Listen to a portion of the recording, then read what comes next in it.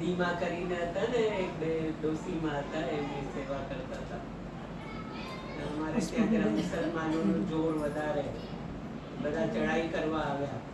ડોસીમાને બહુ બીક લાગી કે અહીંયા મંદિરમાં ઘૂસી જાય, કંઈ કરે કરાવે. તો એમનો છોકરો છે ને જરા નબળો જેવો ને એવો મગજનો જરા કોઈ હતું. ડોસીમાને ચિંતા થવા લાગી કે અહીંયા કંઈ ઘૂસી જાય ને મંદિરમાં કંઈ નુકસાન કરે. તો દિંગલમલજી છે ને છોકરાનું રૂપ ધારણ કરીને લડવા ગયા અને જીતી આવ્યા. પછી સવારે મંગળા થઈ એટલે બધા વૈષ્ણવો આવ્યા. એવો ડોસીમાં તમારો છોકરો તો શું બહાદુર નીકળ્યો, બધાને હરાવીને જીતી આવ્યો. ડોસીમાં તો આશ્ચર્ય કરવા લાગ્યા કે મારો છોકરો તો અહીંયા સૂતો તો મારી પાસે, ક્યાં ગયો અહીંયા લડવાને. પછી એમને ઠાકોરજી જગાડ્યા ને, ઠાકોરજીની આખી શૈયા ભીની ભીની. પછી એમને પૂછ્યું કે કેમ આપની શૈયા એટલી ભીની? દિંગલમલજી કીધું હું તારા છોકરાનું રૂપ ધારણ કરીને લડવા ગયો હતો ને, એટલે મને બધું પરસેવો આવ્યો ને, એટલે શૈયા ભીની થઈ ગઈ. એટલે ધીંગાનું કર્યું ને એમને, એટલે ડોસીમાં એનું નામ દિંગલમલજી રાખી દીધું. નાના એ પણ પ્રગટ થયેલા છે. એકવાર શું થયું કે બહુ બધા બાવા અને વહુજી પધાર્યા. વહુજી આવે એટલે શું બધા વૈષ્ણવો લેડીઝો બધા વધારે આવે ને, આમ રાસ ગરબા અને બધું કરે. ડોસીમાને એમ થયું કે જો વહુજી આવે છે તો કેટલું બધું આનંદ કરાવે છે. મારા ઠાકોરજી એકલા છે, કોઈ સ્વામીજી કે કઈ નહીં. એમ કરતા કરતા એમને 2 દિવસ જમ્યું નહીં, ઉપવાસ રાખ્યું અને બહુ તપ જેવું કરવા લાગ્યા. સ્વામીજી છે ને આપોઆપ એક દિવસ શૈયામાં પડેલા મળેલા. આટલા જ છે આમના છે ને મહાપ્રભુજીએ સ્થાપ્યું છે. આપણે છે ને એમના સિદ્ધાંતો ઉપર આપણે ચાલવું જોઈએ. મહાપ્રભુજીએ તો ઘણું આપણા માટે કર્યું છે, પણ આપણે પછી આપણું એમના માટે શું કર્તવ્ય છે? એમના સિદ્ધાંતોનું પાલન કરવું, આપણે એમના સિદ્ધાંતો ઉપર ચાલવું એ આપણી ફરજ બને છે. મહાપ્રભુજીએ તો જીવને શરણે લીધા અને એમને ઉદ્ધાર માટે બધું કરી બતાવ્યું છે. હવે આપણું કર્તવ્ય હોય આપણે કરવું. એમ તો જો હમણાં કોરોના આવ્યો ને, કોરોનામાં એક વૈષ્ણવ હતા અમારા રાજમાં. એ કહેતા હતા મારા હસબન્ડ છે ને ઠાકોરજીને માને જ નહીં, જુએ જ નહીં ઠાકોરજી સામે. હું સેવા કરવું, ભોગ ધરવું, બધું કરવું, પણ મારા હસબન્ડ એવા નાસ્તિક ને કે કોઈ દિવસ હું કહું કે દંડવત કરવા આવો, દર્શન તો કરો તમે, કોઈ દિવસ નહીં, બસ સવારથી છાપું લઈને બેસી જાય. હું સેવા કરતી રહું પણ એ જુએ નહીં ઠાકોરજી સામે કે દર્શન કરવાનું. કોરોના આવ્યું એટલે બધું આ બધું બંધ થઈ ગયું. ઓફિસ જવાનું ને છાપા લઈને બેસે, છાપું કેટલી વાર વાંચે. પછી કંટાળવા લાગ્યા. આ બેન તો સેવા કરે, બધું સકડી વકડી ભોગ મૂકે એટલે વાર લાગે ને એમને.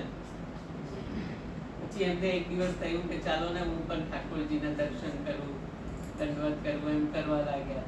પછી એક દિવસ કીધું કે હું પણ સેવા કરીશ અપરસમાં આવીને. બેનને કીધું.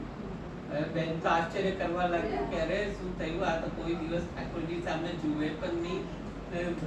કે મારા માટે તો સારું કોરોના આવ્યું કે મારા હસબન્ડે આસ્તિક થઈ ગયા, નાસ્તિક મસ્તી. દર્શન કર્યા તો દ્રષ્ટિથી ખેંચી લે. કોઈ હોય નહીં, ઘરે હોય તો શું કે હવે ભલે ઓફિસે જાય તો દર્શન કરીને, જનપશ કરીને, સવારે જેટલું એમને ટાઈમ હોય એટલું કરીને જાય. પહેલા હું કેટલું કહું કે દર્શન કરો, કમથી કમ દંડવત તો કરો, પણ કોઈ દિવસ જુએ જ નહીં ને ઠાકોરજી સામે. એવી જ રીતે મુંબઈમાં 2 છોકરા હતા ને, તો એક તો આપણે આ પુષ્ટિ માર્ગમાં હતો, ફ્રેન્ડ હતા, 2 બાઇક ઉપર જતા હતા. તો હવેલી આવીને તો એને કીધું કે ચાલો તું અહીંયા ઉભો રહે બાઇક પાસે, હું દર્શન કરીને આવું છું, અમારી હવેલી છે ને ઠાકોરજી. તો એ ફ્રેન્ડને થયું કે ચાલ ને હું પણ ચાલુ, શું છે તમારું ધર્મ કેવું છે, ઠાકોરજી કેવા છે, હું પણ જોઉં. તો એને ખાલી દર્શન કર્યા ને એમાંથી એને ભાવ જાગી ગયો. એને એનાથી કીધું મારે પણ તારું ધર્મ અપનાવવું છે. પછી એ છોકરાએ તો કીધું કે તમારા ધર્મમાં એક થોડી અવાર બ્રહ્મ સમાન લેવું પડે, ઉપવાસ કરવું પડે. પછી અમારા ધર્મમાં અવાય. તો એને કીધું ભલે ને હું કંઈ પણ કરીશ જે તમને ઠીક લાગે મનામાં, પણ ખાલી એક દર્શન કરવાથી એને એટલું બધું એ થઈ ગયું આમ. દ્રષ્ટિ પડવાની વાર હતી. પછી તો નાથદ્વારા જઈને ઈ નામ કમાય વિશાલ બાપુ તો ક્યાં હોય ને કૃષ્ણ આખું મુસલમાનમાંથી આખું હિન્દુમાં આવી અને એક બીજું નામ હતું એમાંથી એને કૃષ્ણા પાડ્યું પોતે. મુસલમાન પણ લઈ નામે ગયા ને બદલીને. ધોરાજીમાં એક બ્રહ્મ સંબંધ લઈ ગયા મુસલમાન બેન આપની પાસે એ વચ્ચે એને છે ને પટેલમાં લગ્ન કર્યું છે, પટેલથી લગ્ન કર્યું છે. એટલે પહેલા તો પૂછવા આવ્યા કે આપ આપશો કે નહીં, હું એવી છું આમ, પણ મારે કોઈ પિયર તરફથી કોઈ મારે સંબંધ નથી, પ્રેમ લગ્ન કર્યા હતા ને, પણ મેં કીધું પછી તમે બ્રહ્મ સમજો તમારે આવું બધું ખાનપાન ને બધું તો પૂછવું પડે. એવું છે, ખરાબ ખાનપાન તો નહીં કરી શકો. તો કંઈ ના, હું તો કરતી જ નથી પહેલાથી, અને મારે પિયરમાં કોઈથી એવું સંબંધ પણ નથી. એટલે પણ એવા એ બેન આવે ચાંદલો વાંદલો લગાડીને સાડી પહેરીને, લાગે જ નહીં કે મુસલમાન છે, પટેલ જેવા જ લાગે છે.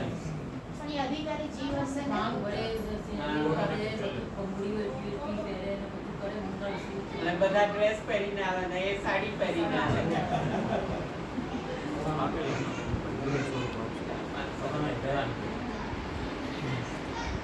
સારું, પણ સ્વેચ્છાએ ધર્મ આટલો અપનાવીને કૃષિમાર્ગમાં આવવું એટલે ઈ કોઈ અને અધિકારી એ જીવ હશે. ધર્મમાંથી આવી શકે આપણે ધર્મથી નહીં જાય હા, કોઈ બસ, દિવસ હા. નથી આવવું. એટલા મુસલમાનો તો મહાપ્રભુજીના શરણે પણ આવે છે. તાનસેન બી હતું.